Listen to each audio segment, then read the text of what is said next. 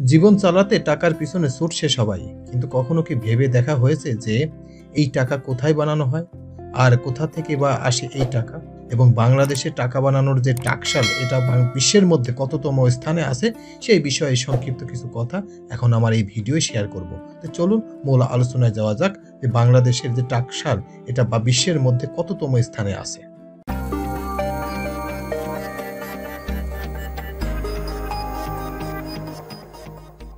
বাংলাদেশের টাকা যেখানে বানানো হয় তা টাকশাল নামে পরিচিত, আর এর প্রাতিষ্ঠানিক নাম the security printing corporation limited. 1989 সালে প্রায় 66 একর জায়গা নিয়ে বাংলাদেশের টাকা ছাপানোর এই প্রতিষ্ঠানটি গাজীপুরে তাদের কার্যক্রম শুরু করে। বিশ্বের মোট দেশের সংখ্যা 195টি হলেও টাকা ছাপানোর কারখানা মোট 65টি। এর মধ্যে বাংলাদেশের এই টাকশালও একটি।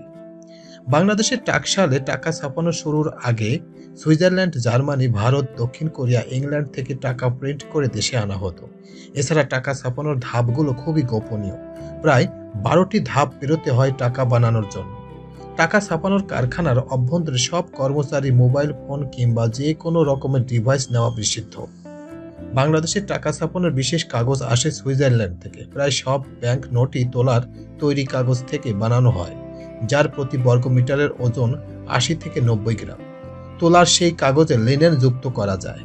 এই কাগজগুলো প্রায় 2 বছর পর্যন্ত স্থায়িত্ব থাকে। এই কাগজে জিলেটিন বা পলিভিনাল অ্যালকোহল যোগ করা হয় বলে এটি বেশ টেকসই। ফেরোম্যাগনেটিক কাগজ ব্যবহার করা হয়। নিরাপত্তার জন্য কাগজগুলো কটন বেসড, তবে লাইনল এবং অন্যান্য উপাদান থাকে। টাকাতে কী রং ব্যবহার করা হয় তা গোপন রয়েছে নিরাপত্তাজনিত কারণে। একটি 1000 টাকার নোট ছাপাতে বাংলাদেশ সরকারের খরচ হয় প্রায় 8 টাকা। একটি 500 টাকার নোট ছাপাতে খরচ হয় প্রায় 6 টাকা এবং 5, 10, 20, 50, 100 এবং 200 টাকার নোট ছাপাতে সরকারের গড় খরচ হয় 3 টাকা। টাকা ছাপানোর শেষে প্রতিটি বান্ডিল হাতে এবং মেশিন 2 ভাবে গুণে দেখা হয়, তাই ভুল হওয়ার কোনো সম্ভাবনাই নেই।